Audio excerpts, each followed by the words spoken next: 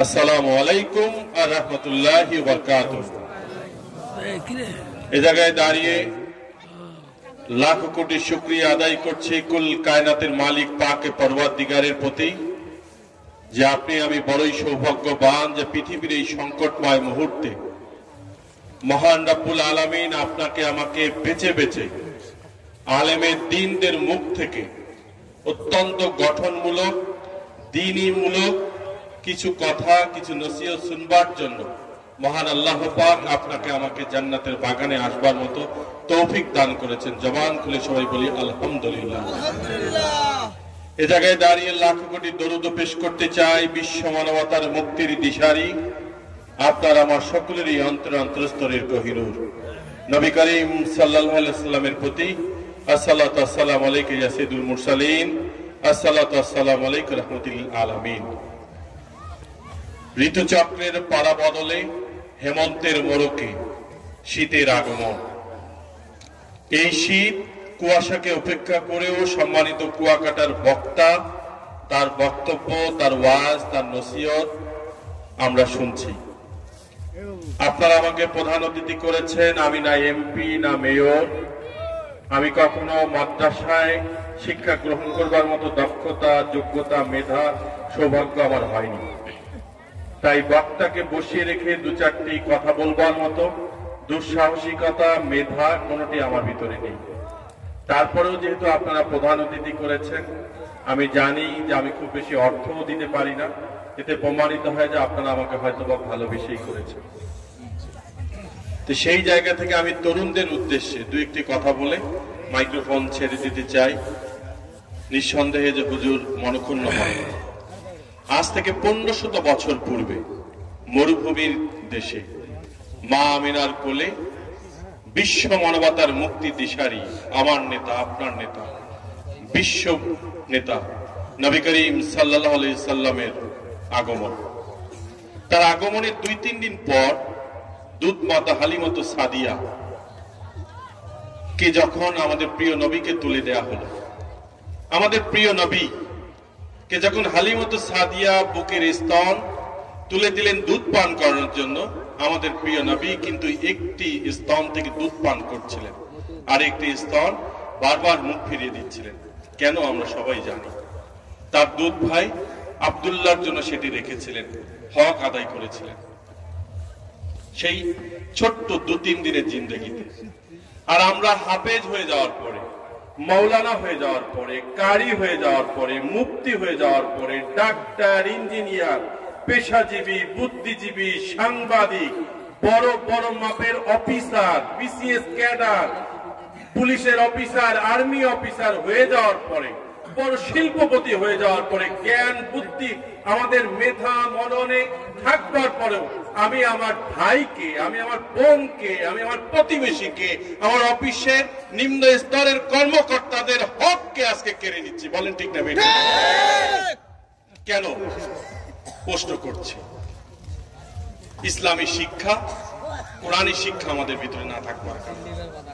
আমরা জানি রাব্বির হামহুমা কামা রাব্বায়ানি সগীরা, বাবা মার পায়ের নিচে বেহেশত। আজকের ওয়াজ মাহফিলে সম্মানিত আগত মেহমান বৃন্দ, আপনার বাহাদুরি নাই, আমারও কোনো বাহাদুরি নাই। 1 ঘন্টার বেশি আমার লাগা প্রস্রাব আমি আটকে রাখতে পারি না। প্রশ্ন করুন তো চোখ বন্ধ করে 1 সেকেন্ডের ভিতরে, যে যেই মায়ের গর্ভে আপনি জন্মগ্রহণ করেছেন সেই মা কি আপনাকে আমাকে 1 ঘন্টা 2 ঘন্টা পেটে ধারণ লালন করেছেন? আমি যদি উত্তর জানতে চাই, উত্তরে আসবে না। 1 মাস 2 মাস, উত্তর আসবে না। 10টি মাস পেটে গর্ভ ধারণ করেছেন। মায়ের গর্ভে থাকা অবস্থায় মা অশ্রুসিক্ত হয়ে মায়ের নয়ন ভরা চোখ দিয়ে যখন পানি পড়ে মাটি কাদা হয়েছে, মায়ের কোন আত্মীয় স্বজন যখন জিজ্ঞেস করেছে, কিরে তুই কাঁদছিস কেন? মা বলেছেন অন্য ব্যথায় তাই কাঁদছি, কিন্তু তা নয় মহব্বতে হাজিরিন। মায়ের গর্ভে থাকা অবস্থায় বারবার মায়ের কলিজা আঘাত দিয়েছি। আহা, কি সেই মা! আর একটি মায়ের কোলে যখন আমি আপনি ছিলাম, আপনার বাবা আমার বাবা রোদে বন্যায় খরায় হুঙ্কার দিয়ে অর্থ উপার্জন করেছেন, প্রান্তিক কৃষক হয়ে ফসল ফলিয়েছেন, রিকশা চালিয়েছেন, মসজিদের ইমামতি খতিবগিরি করেছেন, চাকরি করেছেন, সেখানকার টাকা নিয়ে এসে আপনার মাকে আমার মাকে খাইয়েছেন, যে জন্মের পরে যে বাচ্চাটি হবে সেই বাচ্চা যেন পুষ্টিহীন, প্রতিবন্ধী, বিকলাঙ্গ যেন না হয়। Undoubtedly this is true. This subject is not a matter of joke. এটি কোনো কৌতুক নয়। আর মায়ের কোল থেকে যখন আমরা ভূমিষ্ঠ হলাম, 1 ঘন্টা নয় মহব্বতে হাজিরি, 7,200 ঘন্টার উপরে দাদা দাদি, নানা নানি, খালা খালু, ফুপা ফুপু, চাচা চাচি, আত্মীয় স্বজন, তাদের কোলে প্রস্রাব পায়খানা বমি করেছি। ওই প্রস্রাব পায়খানা বমির কাছে আপনার বাবা, আমার বাবা মা বিচলিত হননি, বরঞ্চ খোলাখুলি সুগন্ধির মতো আপন করে নিয়েছে। আর আপনার বাবা মা সেই আদরের ঘরে দুলাল দুলালি আস্তে আস্তে যখন 15, 16, 17 বছরে টকটকে তরুণী হয়ে যায়, 17 বছরে যখন টকটকে তরুণ হয়ে যায়, কি করছে? ওই পশ্চাতের অপসংস্কৃতির করাল গ্রাসে আসক্ত হয়ে স্টার বাংলা, জি বাংলা নামক সিনেমা দেখতে দেখতে আমার বোনের মেধাকে বিকৃতি ঘটিয়ে 7, 8, 10 দিনে বেয়াদব, ভণ্ড, প্রতারক প্রেমিকের সঙ্গে প্রেম করে সেই প্রেমিক ছলে বলে কৌশলে আমার বোনকে নিয়ে যায় বিছনায়। যখন ওই বোনকে ওই প্রতারক ভণ্ড প্রত্যাখ্যান করে, স্বীকৃতি দিতে অস্বীকৃতি জানায়, তখন আমার বোনটি গলায় ধরে দিয়ে আত্মহত্যা করছে। ও পর্দার অঞ্চলের প্রিয় বোন, তুমি 7 দিনের প্রেমের জন্য গলায় ধরে দিয়ে আত্মহত্যা করছো? তুমি কি ভুলে গেলা যে মা তোমাকে 10 মাস গর্ভে ধারণ করেছেন? তুমি কি ভুলে গেলা তোমার জন্য তোমার বাবা মা কত কষ্ট করেছেন?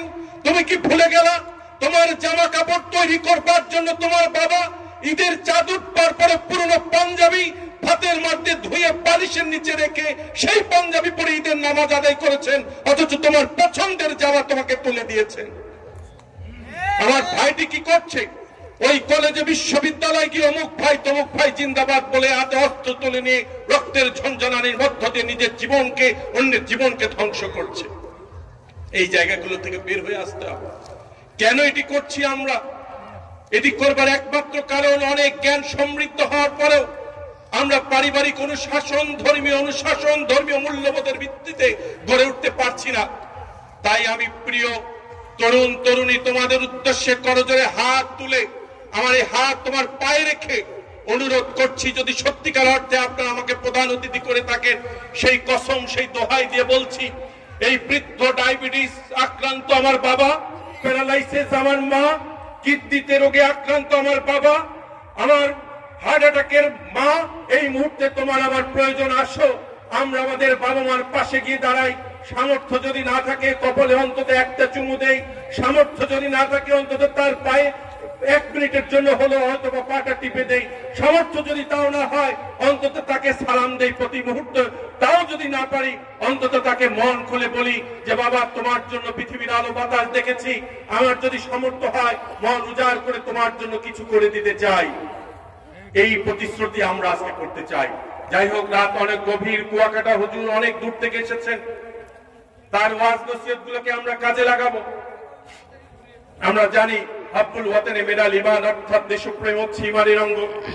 সেই দেশপ্রেমে উদ্বুদ্ধ হয়ে আজ থেকে 53 বছর পূর্বে মহান মুক্তিযোদ্ধারা লড়াই সংগ্রামের মধ্য দিয়ে পৃথিবীর ভূখণ্ডে আমাদেরকে একটি দেশ এনে দিয়েছেন, বাংলাদেশ।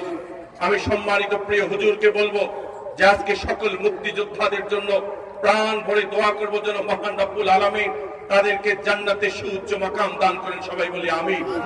আর এই পৃথিবীর ভাইরাস, পৃথিবীর ক্যান্সার, ওই ইসরায়েল নামক একটা প্রতারক রাষ্ট্র, যেই রাষ্ট্রের কোন স্বীকৃতি পৃথিবীর কোন দেশ দেয়নি, ওই রাষ্ট্র